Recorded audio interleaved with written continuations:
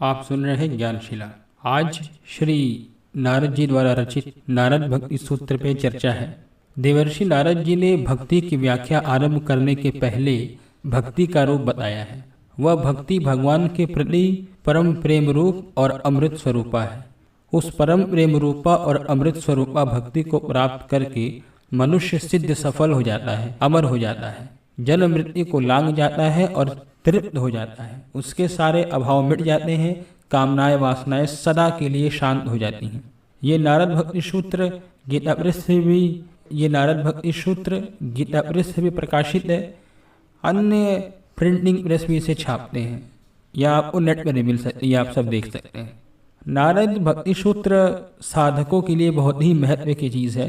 जो नाम जापक हैं, साधना में निरत हैं या धाम में वास कर रहे हैं, किसी भी श्रेणी में हैं, उनके लिए ये नारद भक्ति सूत्र बहुत ही उपयोगी है। भक्ति की फल रूपता को समझाने के लिए, भक्ति क्या है, उसके फल क्या है, इन सारी बातों को कहने के लिए देवर्षि कहते हैं कि राजगृह और भोजन आदि में ऐसा ही देखा जाता है। वहाँ केवल सुनने जानने से काम नहीं चलता। न तो जान लेने मात्र से राजा की प्रसन्नता होती है, न भूख ही मिटेगी। अतएव संसार के बंधन से मुक्त होने की इच्छा रखने वालों की भक्ति का ही वर्णन करना चाहिए।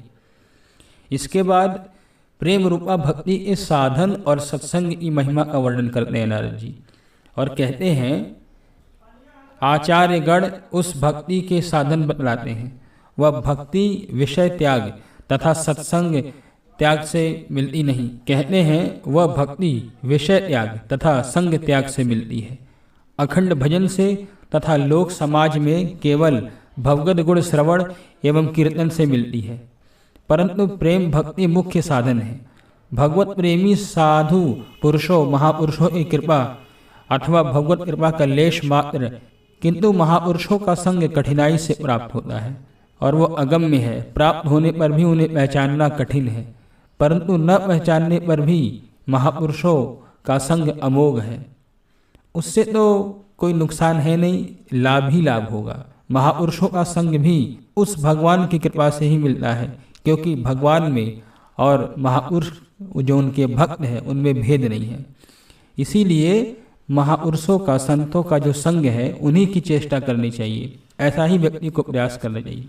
अब आगे भक्ति कैसे मिले, कुसंगति को उसमें सबसे बड़ी बाधा बताते हैं कि भक्ति क्यों नहीं मिलती है। उसमें एक संग का भी बहुत बड़ा असर होता है, और उस बारे में बताते हुए नारद जी कहते हैं दुस्संग का सर्वथा ही त्याग करना चाहिए, क्योंकि वह दुस्संग काम क्रोध मोह स्मृति भ्रंश बुद्धिनाश और सर्वनाश का कारण होता है। ये काम क्रोध आदि जो दोष हैं पहले तो तरंग की तरह बहुत हल्के रूप में आते हैं और दुस्संग से विशाल समुद्र का आकार धारण कर लेते हैं। इसके आगे माया से तरकर अखंड असीम भगवत प्रेम प्राप्त करने का उपाय बतलाते हैं, और पहले खुद से ही प्रश्न करते हैं, खुद से ही वे क्वेश्चन करते हैं कि माया से कौन तरता है, और इसका जवाब भी वो खुद ही दे रहे हैं और कह रहे हैं कि जो समस्त संगों का त्याग करता है, जो महापुरुषों की सेवा करता है, जो समस्त गलत विषयों को त्याग देता है, जो महानुभावों की सेवा करता है और ममता रहित होता है, विषयासक्त लोगों से अलग एकांत स्थान में निवास करता है, जो लौकिक बंधनों को तोड़ डालता है तथा जो सांसारिक योग क्षेम का त्याग कर देता है, जो कर्म फल का त्याग करता है, जो भगवत विरोधी कर्मों का भी भली भांति त्याग कर देता है और तब सब कुछ सह और त्याग कर जो निर्द्वंद हो जाता है, प्रेम की तन्मयता में तो वेदों का भी त्याग कर देता है, वह केवल अखंड अविच्छिन्न असीम प्रेम प्राप्त करता है। वह तरता है, वही तरता है, वह लोगों को तार देता है, वह तरन तारन बन जाता है।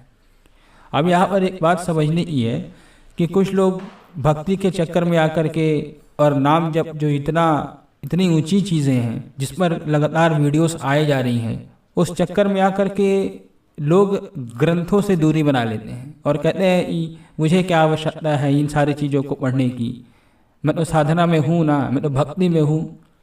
भाई आप भक्ति में कैसे हो, आपको तो पता ही नहीं है कि आप भक्ति में हो कि नहीं हो। पहले तो आपको साधन करना पड़ेगा ना, और साधन आपको बताएगा या तो महापुरुषों के लेख या उनके संग, कोई मिले ऐसा सच्चा महापुरुष तो उसकी संग करिए। लेकिन आजकल प्रायः यह दुष्प्राप्त है, और यदि कोई महापुरुष मिल भी जा रहा है तो ये संदेह उठने लग रहा है कि ये है भी या नहीं।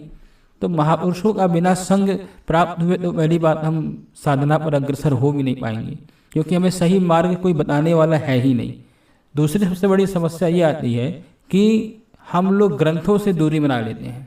अपने घर में बड़े कम उम्र में ही बच्चों को छोटे छोटे बाल बोध कथाओं से परिचय कराना परम आवश्यक है। तो ग्रंथों को पढ़ना ये एक रास्ता हमारे सामने रह जाता है। जो पूर्ववर्ती महापुरुषों के लेख हैं और जो शास्त्र हैं उन्हें ही पढ़ के हम ज्ञान पाते हैं। जैसे श्री हनुमान प्रसाद पोद्दार, हमारे पूज्य श्री राधा बाबा, पूज्य श्री स्वामी राम सुखदास जी, श्री जयदयाल गोविंदिका जी जो गीता प्रेस गोरखपुर के संस्थापक रहे हैं, स्वामी राम सुखदास जी तो हैं ही, श्री शरणानंद जी महाराज हैं, श्री डोंगरे जी महाराज हैं। वे लोग हैं तो, लेकिन शरीर से नहीं हैं। वे प्रत्यक्ष हमें दिखाई नहीं दे रहे हैं, लेकिन वे आज भी हमारे पास हैं। तो हमारी ऐसी सामर्थ्य तो है नहीं कि हम उनसे जाके शिक्षा ग्रहण कर पाए।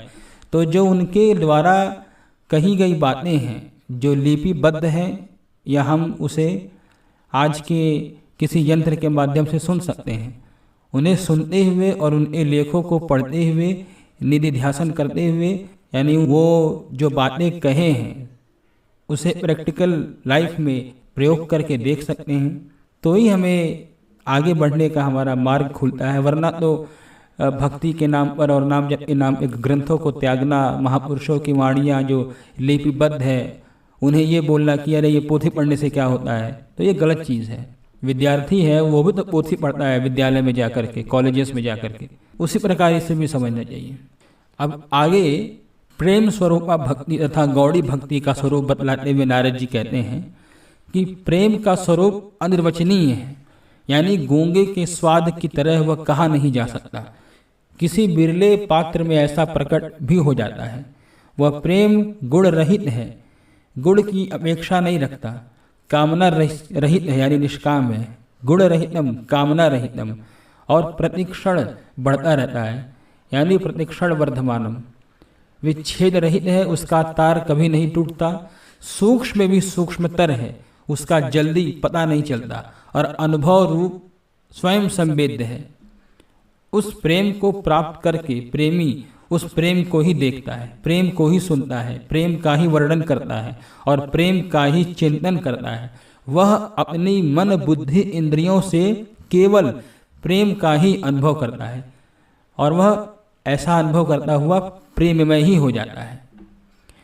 अब गौड़ी भक्ति के संबंध में कहते हैं, गौड़ी भक्ति सत्व रज तम रूप गुणों के भेद से या आर्त आदि आर्त जिज्ञासु अर्थार्थी के भेद से 3 प्रकार की होती है। उनमें उत्तर की अपेक्षा पूर्व की उल्लिखित भक्ति अधिक कल्याणकारिणी श्रेष्ठ होती है।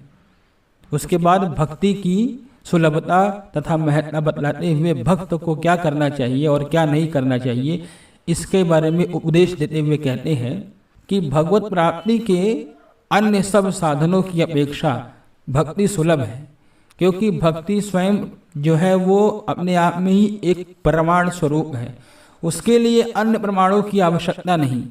भक्ति शांति रूपा है और परमानंद रूपा है। शांति और परमानंद की ही जीवों का चरम कामना होती है, और ये दोनों ही इस प्रेम भक्ति के स्वरूप हैं। भक्त को लोक हानि लौकिक हानि की चिंता नहीं करनी चाहिए, क्योंकि वह अपने आप को तथा लौकिक वैदिक सब प्रकार के कर्मों को भगवान के अर्पण कर चुका है। परंतु जब तक भक्ति में सिद्धि न मिले, प्रेम की उच्चतम स्थिति प्राप्त न हो जाए, तब तक लोक व्यवहार यानी लौकिक व्यवहार का स्वरूप से त्याग नहीं करना चाहिए। उसे भली भांति सामाजिक रूप से बने रहना चाहिए, परंतु फल त्याग कर उसे भक्ति के साधन रूप में करना चाहिए। धन, नास्तिक और वैरी का चरित्र कभी नहीं सुनना चाहिए। अभिमान, दंभ आदि का त्याग करना चाहिए। सब आचार भगवान के अर्पण करने चुकने पर भी यदि काम, क्रोध, अभिमान आदि अपने अंदर बने रहें तो उन्हें उनका प्रयोग भी भगवान के ही प्रति करना चाहिए। तीन रूपों का भंग करके नित्य दास्य भक्ति से या नित्य कांत भक्ति से ही करना चाहिए, प्रेम ही करना चाहिए। धन्यवाद। ये नारद भक्ति सूत्र और भी आगे तक है। वीडियो के विस्तार भय के कारण से इसे सिर्फ संक्षिप्त में सुनाया गया है।